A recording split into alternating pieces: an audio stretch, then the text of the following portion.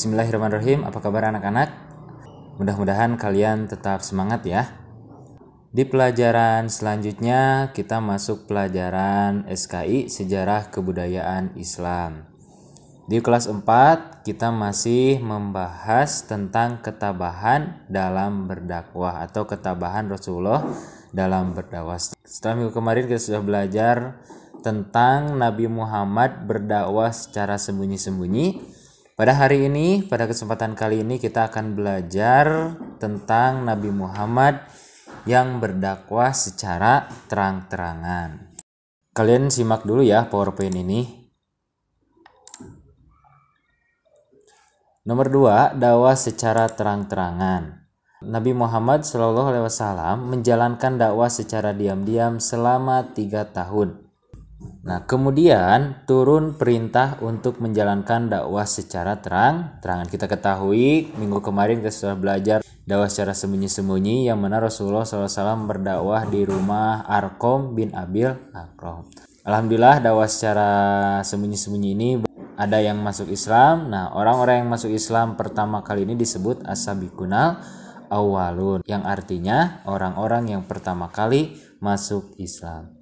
Kemudian setelah 3 tahun berselang, turun wahyu selanjutnya yang menerangkan bahwa Rasulullah harus berdakwah secara terang-terangan, yaitu Quran Surat Al-Hijr ayat 94 yang bunyinya A'udzubillahi minasyaitonirrajim fasda bima tu'maru wa a'rid anil musyrikin. Artinya, maka sampaikanlah Muhammad secara terang-terangan segala apa yang diperintahkan kepadamu dan berpalinglah dari orang-orang musyrik. Surat Al-Hijr ayat 94 ini menjadi dalil bahwa Rasulullah harus berdakwah secara terang-terangan.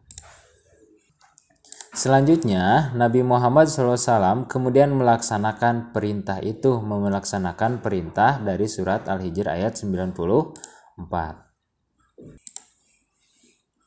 Nah, langkah yang pertama yang dilakukan Rasulullah SAW adalah mengundang kerabat dan beberapa orang terpandang dari suku Quraisy dalam jamuan makan. Yang dimaksud orang terpandang ini adalah pembesar-pembesar Quraisy seperti Abu Lahab dan yang lainnya. Dalam kesempatan itu, Nabi Muhammad SAW menyampaikan inti ajaran Islam agar manusia hanya menyembah Allah Subhanahu wa Ta'ala. Manusia dilarang menyembah berhala dan benda-benda lain. Manusia juga harus berbuat baik terhadap sesama serta tidak boleh saling mengganggu dan saling memusuhi. Artinya ketika dikumpulkan pembesar-pembesar Quraisy, Rasulullah SAW menyampaikan bahwa yang harus disembah oleh manusia hanya Allah Subhanahu wa Ta'ala. Dan manusia tidak boleh menyembah patung, tidak boleh menyembah berhala atau benda-benda yang lain.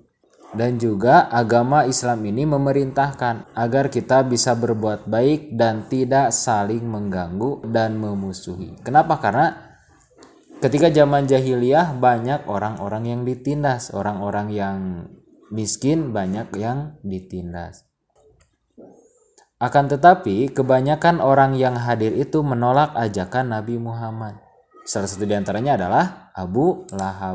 Dia menolak ajakan atau seruan yang disampaikan oleh Nabi Muhammad.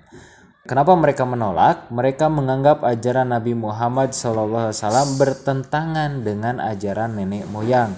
Hanya sedikit di antara mereka yang mau menerima, sebagian yang lain ada yang menolak secara halus, tetapi ada juga yang menolak secara terang-terangan.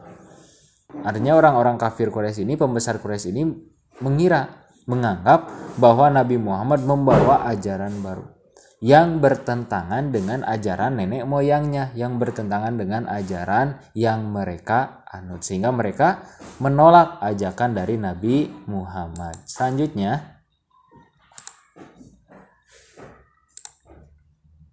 bahkan Abu Lahab menentang keras ajakan Nabi Muhammad.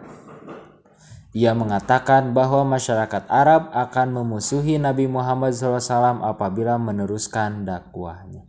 Abu Lahab ini adalah seorang pembesar Quraisy yang menolak ajakan dari Nabi Muhammad. Sejak mulai berdakwah secara terang-terangan, Nabi Muhammad SAW mendapat tentangan dari kaum kafir Quraisy. Artinya ketika kaum kafir Quraisy sudah mengetahui Nabi Muhammad membawa agama baru, yaitu agama Islam, maka pada saat itu orang-orang kafir Quraisy banyak yang memusuhi Nabi Muhammad. Walaupun mendapat tentangan seperti itu, Nabi Muhammad SAW tidak putus asa, tetap tabah dan sabar meskipun ia menerima ancaman dari kaum kafir Quraisy. Makin besar tentangan yang datang, makin banyak pula orang yang masuk Islam. Oleh karena itu Nabi Muhammad SAW terus bersemangat dalam melaksanakan dakwahnya. Artinya Nabi Muhammad ini meskipun ditentang oleh kebanyakan orang-orang kafir Quraisy, Nabi Muhammad tetap semangat dan bahkan banyak yang masuk agama Islam.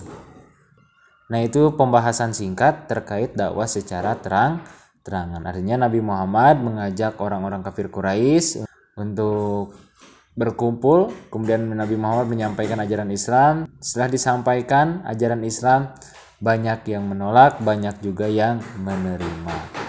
Nah, anak-anak kelas 4, alhamdulillah materi untuk hari ini selesai sampai di situ, yaitu tentang dakwah secara terang-terangan. Mudah-mudahan ada guna dan manfaatnya. Terima kasih. Wassalamualaikum warahmatullahi wabarakatuh.